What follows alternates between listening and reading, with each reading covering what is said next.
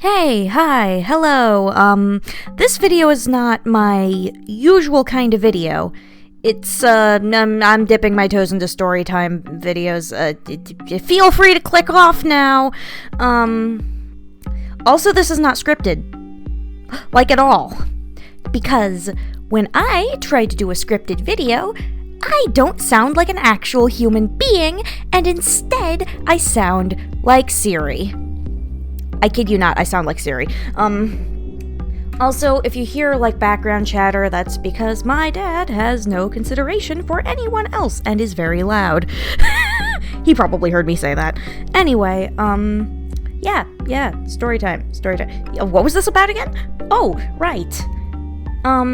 This is about this is gonna be short.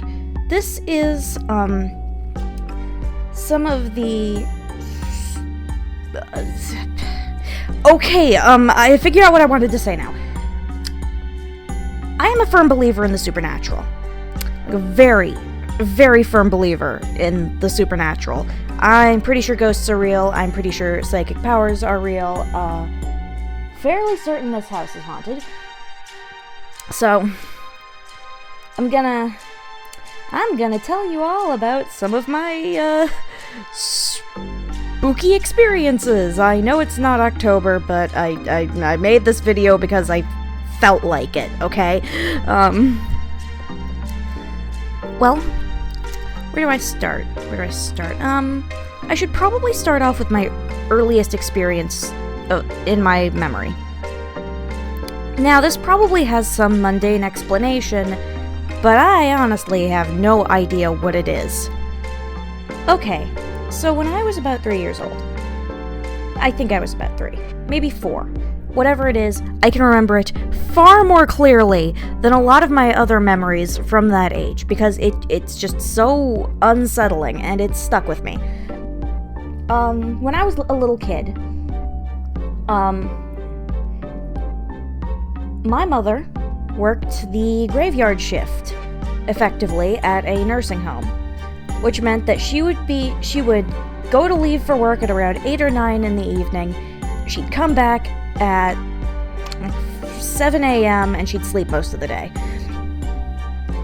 Now, this being the case, and I was a very anxious child at the time, and I had a better relationship with my dad at that time.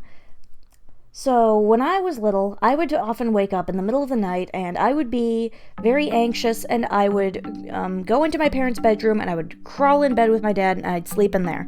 Well, one such night, I was just about to go back to sleep, and I was just barely asleep, when I hear what sounds like my mother trying to get my attention from the doorway. I did not think about this at first, but remember, as I said, she did not usually get home until around 6 or 7 in the morning. It was about 2 or 3 a.m. And, okay, but me being a little kid and being half asleep, I didn't think much of it. Opened my eyes, looked up, and this wasn't sleep paralysis. This wasn't sleep paralysis because I could move my head to figure out the source of the sound, and I could roll over so I wouldn't have to look at it. And that's what I did. Because when I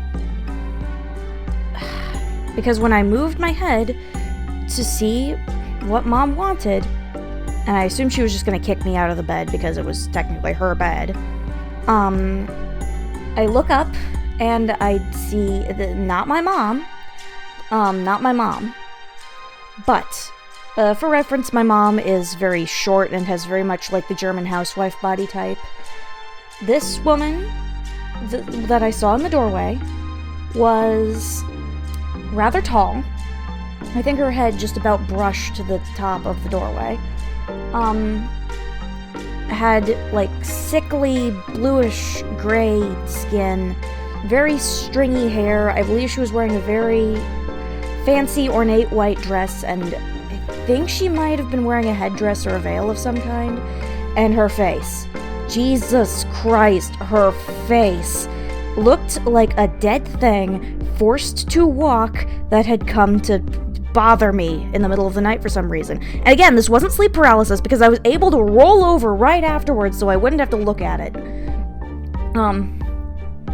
Oh, anyway, I tried to go back to sleep, and I forgot about it until several years later, when it came back to my memory very suddenly, and, yeah, nobody believes me. They all think it's sleep paralysis. Another story from a few years later. This requires some context also. My grandmother, on my father's side, used to work at a thrift store, and she had a bad habit of buying things from said thrift store or accepting gifts from her co-workers and then taking them home and giving them to me. Yeah, I'm fairly certain the woman is a hoarder. Well, anyway, one time she had gotten me, and I was big into China dolls at the time. I was really into China dolls. She received a beautiful China doll from one of her co-workers that was modeled only vaguely after Betty Boop from the, I think, the 1930s cartoons. I can appreciate now how lovely that China doll was. It was very well made, and you could tell that there was a lot of love and care put into her creation. But I accepted the gift, but I thought her eyes were creepy because, they were glass. Now. I put her up on my bookshelf. Not on my bookshelf, on my dresser. I put her up on my dresser with my other China dolls. And keep in mind, my bed was shoved into the corner of my bedroom, so I had a full view of my entire room. Save for, one back wall. And that my headboard was up against. Now, I, again, had bad insomnia, and I tended to wake up in the middle of the night, and I couldn't get back to sleep. It only got worse as the years went by, but this was the only time that said insomnia, legitimately led to me, being disturbed. Well, for a stretch of a couple weeks, maybe a month, actually, I would wake up in the middle of the night, same time every night, 2 or 3 a.m., and I would see, now again, this thing had glass eyes, I would see a shadow moving around my room, very deftly, walking along my dresser, onto my bookshelves, onto a table I had, and it would be staring right at me the whole time. I could see its eyes. Now, my family owns cats. We've owned cats since I was about 5 or 6. So I assumed, since we had a completely black cat at the time, that it was just that said black cat wandering around my room and being on all the high things because she was a cat and that's what cats did. Well, no. One such night, I woke up again around 2 or 3 a.m. The shadow was moving around again, staring at me with its little shiny eyes the whole time. I took a closer look at it, I kind of squinted at it. I think I put my glasses on. Or, no, did I wear glasses at the time? I don't know. But I could see it clearly. Now, a cat's shadow, if it's a silhouette in a dark room and it's a black cat, you're going to very clearly be able to see its ears sticking up out of its head because they're very triangular. This thing didn't have cat's ears. Its head was very much shaped like a stylized human head. This did not start happening until after I got that godforsaken China doll. Suffice to say, I ended up getting rid of it quite a bit later. And I stopped waking up at that same time. I'd stopped seeing the shadow, and everything was all good.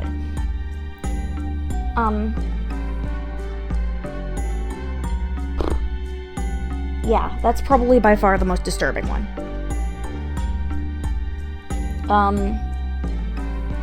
I have one more spooky experience story, but it's not so much like haunting spooky experiences, but okay, let me just get into it. I'm fairly certain I'm psychic. Now, laugh at me all you want, but hear me out.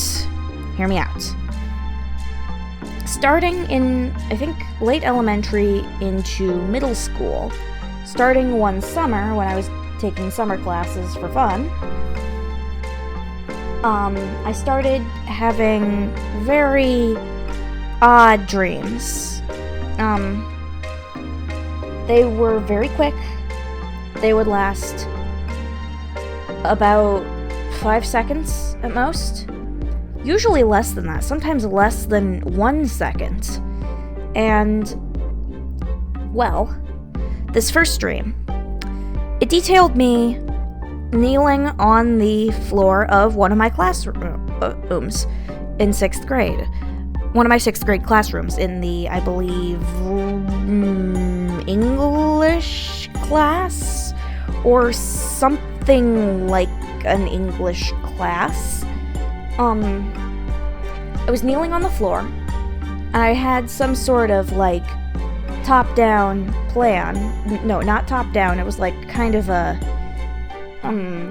what's the word? Like, something from the side, but there's, like, a slice cut out of it so that you can see the cross-section. We were looking at a cross-section of something we were designing, and I was discussing with her some aspect of its design, and I don't remember what that aspect was. Well, this was before I started taking summer classes. This was before the school year even ended. Well, I sign up for summer classes. School year ends. I start going to summer classes. And then one of the first assignments we have in one of my classes is, we are supposed to design a vehicle. And I get paired up with this girl that I had literally never met, but she felt familiar.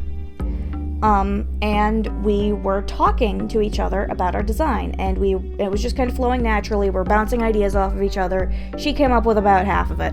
And at one point, I had suggested a feature, and then I got this insane feeling of deja vu, and I was ruminating on that until the end of the day when I went home, and then it hit me. The features we'd been discussing and the assignment were exactly the same as they were in that dream. Again, laugh at me all you want. Maybe I just ended up thinking of those features because of that dream. But this kept happening. I would have short, up to 5 second flashes of very realistic scenarios, usually very mundane, and then anywhere from a couple of days to about a month afterward, I would find myself in that exact same situation, saying the exact same thing to the exact same person from the dream, doing the exact same thing. So, this has led me to predict snippets of conversations, new locations, people I had never met before, all that jazz. And it's very, very odd. I really don't know what it is. I've talked to my grandmother about it. She's strongly religious, and she believed at the time that if I wasn't making it up, that I'm some kind of, get this, that I'm somehow some kind of prophet. But if that were the case, I would think that I would be seeing more important things than just random conversations. I don't know.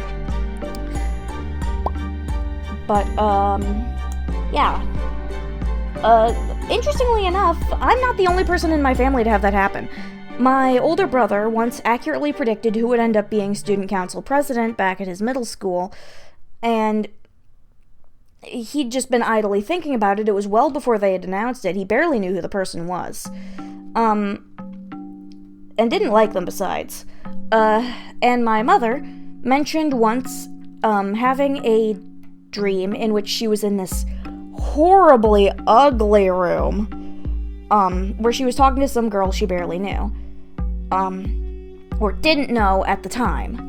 Well, she says that quite some time after that dream, she had gone off to college, a few hours away from where she lived, and the ugly room she had dreamed about, which she had never seen before, turned out to be the student center at the college she was going to. So I don't know. Maybe it's a genetic thing. I don't know. Yeah. This was somewhat fun to make. I spent over an hour on the drawing, and now my back hurts. But, this is not my usual kind of video. I'll go back to design videos and probably something about Divine Warrior Inazuma very soon. I've been wanting to do that, for a while, but I haven't had the spoons to do so. So, if you've gotten this far, thanks for putting up with me, and I will see you very soon, as I said. This is Hellspawn Studios, signing up.